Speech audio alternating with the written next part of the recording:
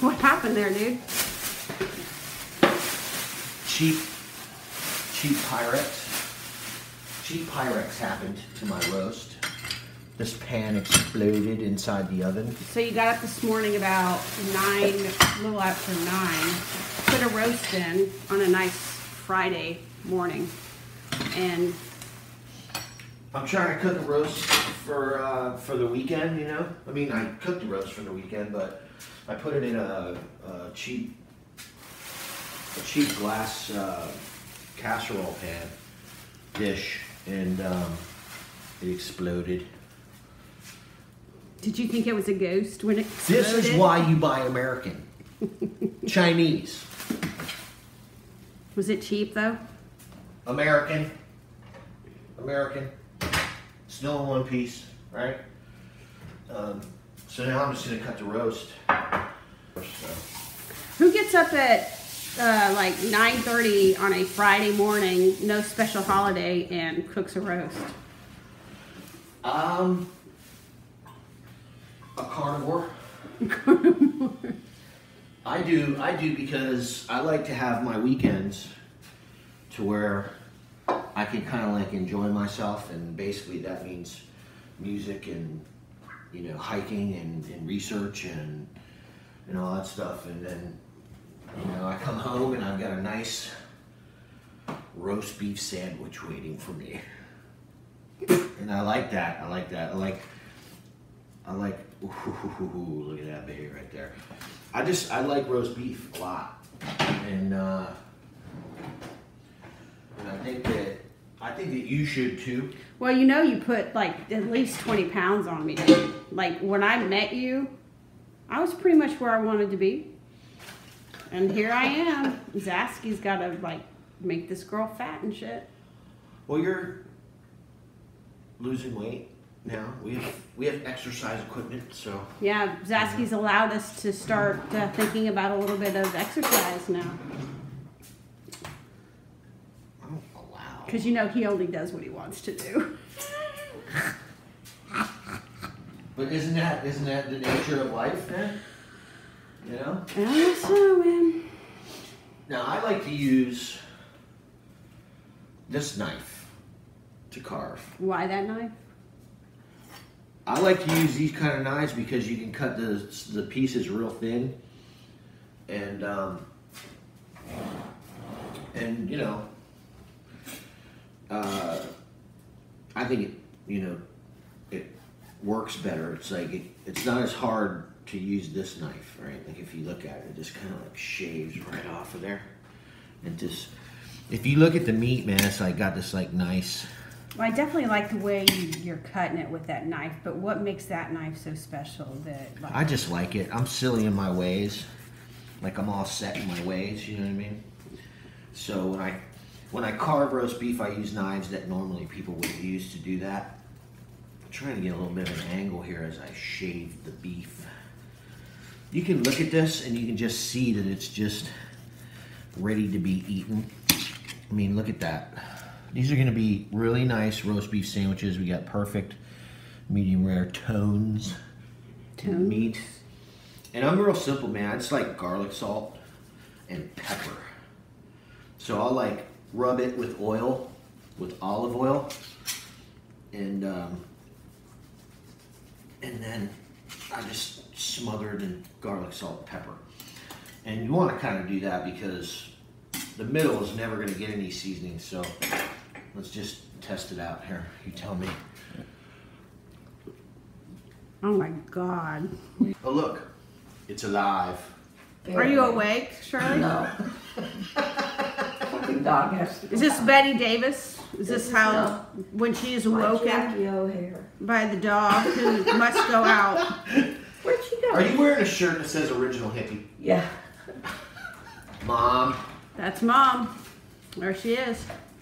No, She's been awoken by the dog on a Friday morning at 11:40. She's really not ready to get up yet, but No. the dog's made her. Come on. So, When did it get cold? this dog right here. When I went to bed last night. Nothing it's beautiful still by, you know, by dog standards. warm. I'm gonna beat her ass if she doesn't turn that off. Talk to your son, Shirley. I don't know if you know this, but this is actually the first episode of our new show, Oh, great. and you're in it. And you're in it. Great, and I don't have teeth in my mouth. Mom! Who needs Just teeth? had that conversation yesterday. Who needs teeth, right, Shirley? I do. I can't tell. Oh, okay. Why are you back in? You didn't go pee. She, made the she roast. always does that. That's the Weird. dog. Oh, That's definitely the dog. she thinks she's gonna miss something. Yeah. Did you say work? I made the roast for the weekend. That's a good idea. Yeah. Tonight No, you got just- band practice or Sunday? No, you know what?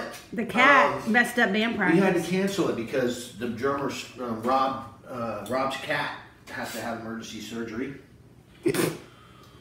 We get all the Pets are excuses. family members too, and so we're canceling. So first, I canceled, and then my trip got canceled Yeah, to Deb's house. yeah. So we rescheduled because when I canceled Friday's practice and moved it to Sunday. Everybody agreed to Sunday. Right.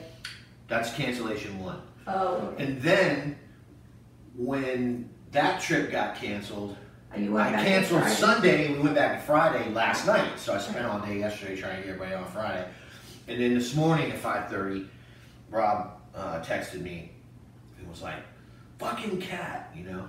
So now we're canceling. You canceled. But that's okay because you know what, man? This is what it is when you're in the dad band. You know what I'm saying? Yeah. Did you guys pick a name yet? For what? Your band. We've had a name. What is it? Mom, Are you serious? You guys never told me. Ad Bellum. Oh. Ad Bellum is the name of our band, Mom. Did What's you never that know mean? that? You don't know what ad bellum means? No, I said it should be like the Should be like what? something old men or something. No, it's What? definitely ad bellum. What It's does that Adele. mean? It means to war. Oh Lord. That's Okay, I like it. That's definitely Zasky. It's just Latin for War. aggression. For what, babe? Aggression. Aggression, yeah. In one form or another. And it's very real terms. So anyway, the roast beef's almost cut. When What do you wanna do? see Mark Zasky in the dictionary, do you see aggression? What? No. Well, No. You know what I see? what? I see response to aggression. Because I'm one of those people that believes in micro offenses. And so I respond to micro offenses. No, I don't see that at all. I look at, I just like the way it sounded. You know? It like rolled off the tongue, ad bellum. Sounds good for a band, to me, and to the guys, so that's what we have. Cool. The dog appears to be fixated on me. Hey, Dad. Hello. What are you doing? I'm eating a little bit of roast beef. Yeah? Yeah, you like my hair this morning? Yeah. Very soon I'm getting a haircut, very soon. Why? Because it's been 4 years and I need a haircut. Okay. What else? What's on your agenda today? What's on the agenda? Well, for me, my priorities are always getting at least a good hour walk in there somewhere. Getting some weight training in because we're trying something new. I've been working out for about 4 years now and can't lose any weight. That menopause thing that nobody ever tells women about that's coming to hit them, it's really hit me hard. And I don't think it's really fair because, you know, you get through all this life stuff and you overcome all these challenges and everything, and then your body just refuses to work for you the way it's supposed to, and that's really not in the game book. I don't think there's anything right about that. You don't think there's anything right about that? No, I don't think that's fair. We have to have the kids. We have to raise the kids.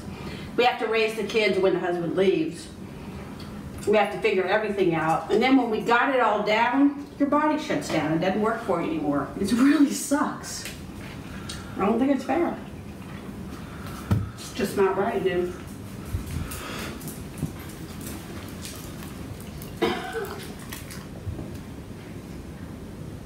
Row right here.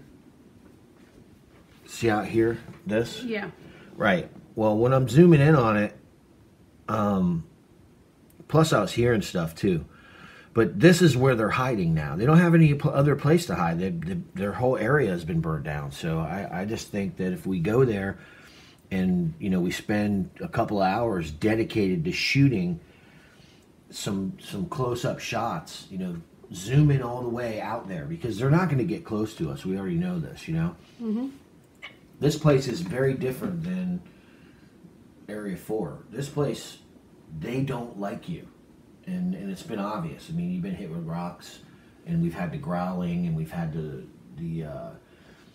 audio, and there's just a general sense of dread in this place when they're around. And so I think, you know, with them burning down their habitat, this stretch is really probably the last place that they can like successfully hide. And I think if we focus on shooting in this area, which is about 100 yards off, we bring the tripod, we set it up. I think if we stay focused on it, there's a good chance that we can pull in some shots out of this particular area. I mean, this cover out here, while it's far away, it's far enough where they can peek, and with the naked eye you can't really see them. But you know, they don't know I can zoom in. You know, so I think this is a good spot for us to catch them. I really do. There's no doubt they're hiding in here. So, what do you think? Cool. You want to go? Sure. All right, let's get our stuff together. Let's go. Okay. So what was the first moment that you thought you might want to be in a band? Well, I was a kid, you know, probably 9. First time I heard Love Gun by Kiss. It was on an 8-track player, and it freaked me out, man. It affected me. Let's put it that way. And then I saw the band, and I was like, you know, so Kiss was God where I come from in the 70s. It was like crazy band. So. But what about the song got you, do you think? Well, it's a good song. It's like it was a step forward from the other music that I had listened to from the time I was, you know, really young. It was, you know, it was like Pink Floyd and Led Zeppelin, and that stuff was just great, you know. I mean, I grew up listening to that, Parliament, Hard Hat, Casey and the Sunshine Band. Excellent. I love that stuff, man. I love it. But that was the first time that I heard music that really impacted me to the degree that I wanted to be a musician. Yeah. As soon as Paul Stanley started singing that song, I was like, holy crap, I got to be that guy, you know? So that was my introduction to the power and seduction of good music. Nice. So when did you pick up a guitar? I played around as a kid, you know. First time was around 11, screwing around, and it was hard, and I didn't think that it was going to be that. So, you know, I didn't get serious about guitar until after I was already in a band as a singer for a few years, and had played out and performed and had success with that down here in the 90s. And then I just wanted to play what I wanted to play. And so I taught myself how to play guitar, you know. And from a creative standpoint, I've always been an artist. Pretty much every medium that an artist can use. You know, painting, sculpting, printing, graphics, the whole thing. You know, I mean, as technology advanced and all that. But the basic artist stuff, I've always had that. And so this was just another, you know, medium for me. And that's the way I look at it. When I write, I try to convey very specific emotion, and you know, get the guitar to transmit that. And I found that aspect of it the most rewarding, because it really does, it helps me to, I use it, you know. I mean, I use it. Music is like a drug. Songwriting is addictive. at this How point. did that first song start for you? Well, I'm very organic in the way I do all of it. I've always been that way with every other medium too. I'd start out with a blank sheet of paper, and then in 3 hours, there was whatever came out. And so, as far as expression goes, I've never had any difficulty with creative expression. It was a natural thing for me to fall right into it, and so I know from experience that I'm an artist, and whatever I try to do to that degree. And so I look at it like, it's a passion for me to be able to express myself artistically in any medium that can get me there. I'm down with. Music just seems to provide it's definitely more of a challenge. First of all, because it's very cerebral. It involves every aspect of like thinking, but it also ties in, so much physical and then creative stuff on top of that, so it's like sports. It's the same kind of thing. Like, I think anybody that does something that they realize they have to really practice to master. And when I mean master, I mean I can accomplish, what I mean by that is I can accomplish what I set out to accomplish. You know what I mean? There are all kinds of like different levels, man. Like, there's Steve Vai, and then there's me on the other end of the spectrum. Or just the fact that you wanted to do it, so you did it, and whatever it Yeah. took to get Well, there, you got there. That's exactly what it is. See, I look at it like, okay, well, some people will say, okay, well, I want to learn about music, so they'll go to a master, and someone that they are told is a master, someone that... I went to Jimmy Page, and I listened for the first time to what he was doing. After hearing their stuff for years and years and years, and, drinking and partying and all that stuff, that comes with growing up for everyone and everything, you know what I mean? So when you look at it, I didn't really know what was going on all that time until I really listened. And the first time I really listened to Jimmy Page, I was listening to a song called You Shook Me. And it was a live performance. And I was so blown away by the spontaneity of what he was playing, even though it was a song that had been written and they performed all those times. But I understood what he was going through doing it. It was like weird, and I could understand it. The way it was pouring out of him, it was like he was just channeling, you know what I mean? And once I understood that he was capable of what I was already capable of, having not played music yet, but I had done so much art, and I understood that, I just start something and then start going. And the learning process is interesting to me, and I understand that it's learning, you know what I mean? It's like, with our other film project, and the journal and everything we've done, I understand what it takes to learn about something, and it's trial and error until you figure out a way that's more comfortable for your understanding of things. And there are many people who can teach you many things, but those are also paths that have been treaded heavily, and I don't like that. I've always had an aversion to treading a path that's already been... I would rather like cut the path, you know what I mean? And figure it out on my own and try to figure out what my life and my creativity means, you know what I mean? So learning guitar for me was difficult because at the time I was learning guitar, there was no internet, you know what I mean? So it wasn't like I could just go on YouTube and watch Zakk Wylde play the song, and it's like, note for note, you can see everything he's doing.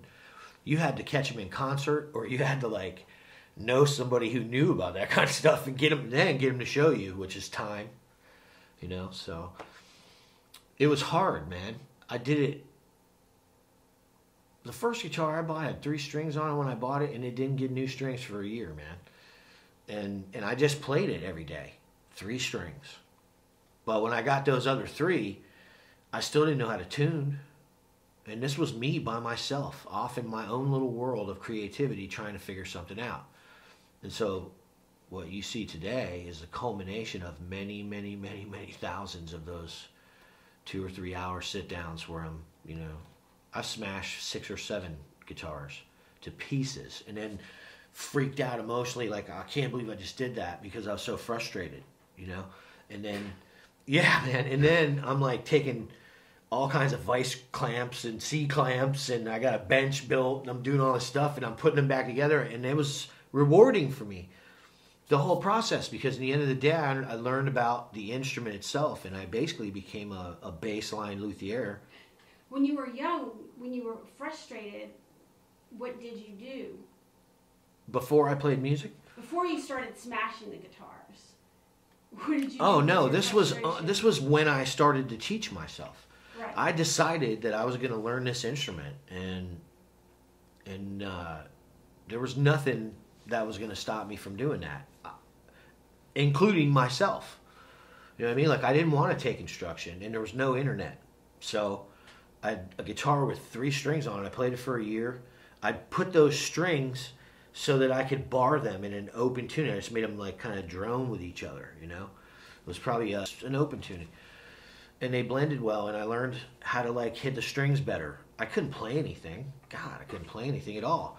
And I wasn't frustrated. I didn't get frustrated until I put 6 strings on the goddamn thing. And I was off by myself in my own little world, doing my thing, and I couldn't get the strings to tune right, and I tried learning, but it was frustrating, so I made it my own.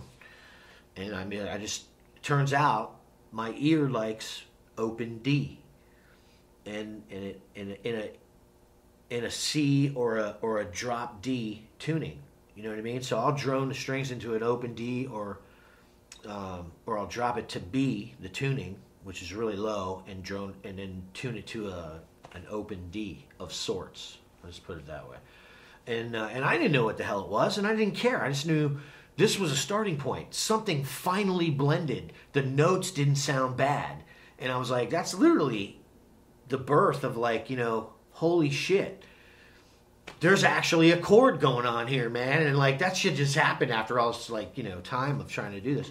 But try to imagine a caveman who's present when a tree gets struck, and he's like, and it splits off, and there's a big chunk, and it's on fire, and he's just running around, freaking out, all this stuff, right? And then he, like, you know, picks it up, and eventually he learns, you know, that it's hot and the whole thing. This was me. This is the most basic premise of learning anything. You got to humble yourself, and you got to accept the journey, right? And if you don't have instruction, or you're, in my case, like, unwilling to like take instruction, the bottom line is you just, you know, you got to do this from square one and figure this whole thing out. And what it is too is it's like you're playing and you're coming up with these chords, and the whole time it's like, to you, it's revolutionary. It's like, you know, what just occurred was God spoke, and it's like, you know what I mean? It's like echoing, and you're so excited about it, and you go show somebody, and they're like, oh yeah, just like walk off, and it's like, no, you don't understand, you know. So that was the excitement, the passion that got me through all of it, because I loved it, man. You know, it was such a challenge though. But you know, there's one thing that I say about life is, and this is something that I've lived from the time I was old enough to really even know I was thinking, you know what I mean? Crawling around on the floor, you know. I was into shit, challenging myself, you know what I mean? And I think that I'm glad that I have that personality, because my accomplishments in my life, I feel good about, you know what I mean? Artistically and professionally. And that was before anything that I'm doing right now, you know? So I think that there's a type of person that won't quit, and those people are successful. You can't have that attitude and eventually not succeed at what you're trying to do. And I'm that guy, especially when it comes to music. And it's just my music. Like, I don't even know what I'm doing. This is the beauty of it all. I love what I'm doing, and other people are liking what I'm doing. But if you ask me what the fuck I'm doing, I couldn't tell you what I'm doing. I don't know an ounce of theory, man. I know what a D is in standard tuning, and I know the basic chord names, you know. But I don't know what tuning I'm playing in because half the time I don't even know if it exists. You know what I mean? Like I'm just doing what I did from day one. Only I've gotten a lot fucking better at it. You know what I mean? I'm still weak in areas, and it will always be that way because I constantly challenge myself. And if I'm not, then I'm stagnant and I get bored real quick. You know, and I found that a healthy, creative, active life in interests and you can pretty much be happy,